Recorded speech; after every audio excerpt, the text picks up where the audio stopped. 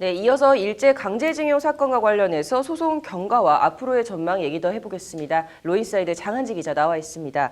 장 기자, 국민들도 그렇고 한국, 일본 정부는 물론 이 각국의 관심을 갖는 이 사건 어떻게 시작이 된 겁니까? 네, 사건은 1941년으로 거슬러 올라갑니다. 여운택 씨, 신천수 씨, 김규수 씨, 이춘식 씨 등 일제 강제징용 피해자 4명은요. 일본 현지에 있는 제철소가 충분한 식사와 임금, 기술 습득, 귀국 후에 안정적 일자리까지 보장한다고 하자 일본 오사카 등지로 갔습니다. 하지만 이들은 1943년까지 자유를 박탈당한 채 고된 노역에 시달리고 임금을 전혀 받지 못했습니다. 1945년 일제로부터 해방되면서 고향에 돌아온 이들은 1997년 일본 오사카 지방재판소에 신일본 제철을 상대로 손해배상금과 미지급 임금을 청구하는 소송을 냈는데요. 일본 최고재판소는 지난 2003년에 이들에 대해서 최종 패소 확정 판결을 내렸습니다. 그러자 이들은 같은 취지로 지난 2005년 2월에 1인당 1억 원의 위자료를 청구하는 손해배상 소송을 국내 법원에 다시 제기합니다. 이후 13년의 세월이 흐르는 동안 오늘 대법원에 직접 나온 94살 이춘식 할아버지를 제외한 나머지 3분은 이미 세상을 떠났습니다. 네, 13년의 세월 동안 진행된 사건 경과부터 알아보죠. 네, 2008년 4월 1심, 2009년 7월 2심도 모두 원고 패소 판결을 내렸습니다. 배상 시효가 지났고 같은 사건을 기각한 일본 법원 판결 효력이 국내에도 적용된다는 것이 이유였습니다. 하지만 대법원은 2012년 5월 1965년 한일 청구권 협정이 맺어졌더라도 개인의 손해배상 청구권은 소멸하지 않았고 소멸 시효도 완성되지 않았다며 2심 재판을 다시 하라고 사건을 파기환송했습니다. 이듬해 7월 서울고법은 파기환송심에서 피고는 원고에게 1인당 1억 원씩 배상하라고 판결했습니다. 국가가 맺은 청구권 협정과 관계없이 개인 청구권은 소멸하지 않는다는 것이 이유였습니다. 한 달 뒤에 신일철주금, 이 신일본제철이 이름을 바꾼 기업인데요. 이 일본 기업이 판결에 불복하고 사건을 대법원에 접수했는데 그동안 5년 넘게 판단이 이루어지지 않고 있다가 오늘 결론이 내려진 겁니다. 네, 이 5년이라는 시간 동안 재판이 지연된 배경에는 양승태 대법원의 이 사법농단 의혹이 연루가 돼 있죠.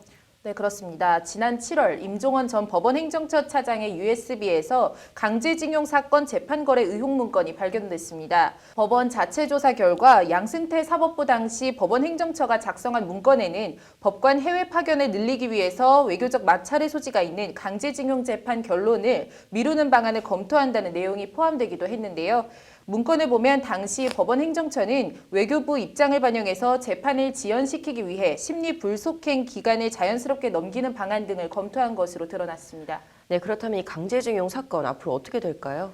네, 크게 2가지로 나눠서 볼 수 있을 것 같은데요. 하나는 이 소송이 비단 옛 일본제철뿐만 아니라 미쓰비시, 후지코시 이런 당시 일제 강제징용 기업들과 관련된 것이거든요. 그래서 오늘 확정 판결이 관련된 모든 사건에 영향을 미칠 것으로 보입니다. 다른 하나는 가장 궁금하기도 한 이 사법행정권 남용 의혹과의 연결성 문제인데요. 이 소송이 일본 기업을 상대로 한 손해배상 소송이다 보니까 이제 사법행정권 남용 의혹 연루자들과의 직접적인 연관성은 없지만 이제 지연된 정의는 정의가 아니다라는 법원이 있듯이 법원의 재판 지연 문제로 간접적으로 연결될 소지는 있습니다. 남승환 변호사의 말을 들어보시죠. 판결은 빨리 해줘야 되고 신속하게 권리구제를 해줘야 되는데 지연해서 권리구제를 해주면 그 지연된 것 자체만으로도 당사자들에게는 손해가 생긴 거라고 볼 여지가 있는 거라서 그런 점에서는 네, 일본 측이 강경 대응을 하겠다는 말도 있었습니다. 오늘 일본 언론에 따르면 한일 관계 타격에 불씨가 됐다 이런 말까지 나왔는데요. 네, 사실 배상을 해야 하는 것은 신일 철주금이지만 일본 정부는 1965년 한일 청구권 협정으로 이미 모든 배상이 끝났다, 마무리됐다라는 입장을 갖고 있는데요. 그래서 일본 정부는 그 협정 위반 등으로 국제사법재판소에 제소하는 등 강경 대응을 검토하겠다는 말도 나왔습니다. 하지만 한국 정부의 동의가 없는 한 국제사법재판소의 재판권이 발동되기는 어려운 점이 있습니다. 그리고 오늘 대법 판결에 대해서 신일본제철과 일본 정부 모두 매우 유감이다라는 입장을 밝히기도 했는데요. 관련해서 노규덕 외교부 대변인은 오늘 정례 브리핑을 통해서 정부는 이번 판결이 한일 관계에 부정적인 영향을 미치지 않도록 한일 양국이 지혜를 모아야 할 필요성을 일본 측에 전달해 오고 있다며 정부는 곧 총리 주재 관계장관 회의를 거쳐서 이번 대법원 판결에 대한 정부 입장을 말씀드릴 예정이라고 밝혔습니다. 네, 외교적으로는 만만치 않은 파장이 예상이 되는데요. 강제징용을 당했던 우리 피해자들의 한은 조금이나마 풀어드리는 판결이 아니었나 생각됩니다. 오늘 잘 들었습니다.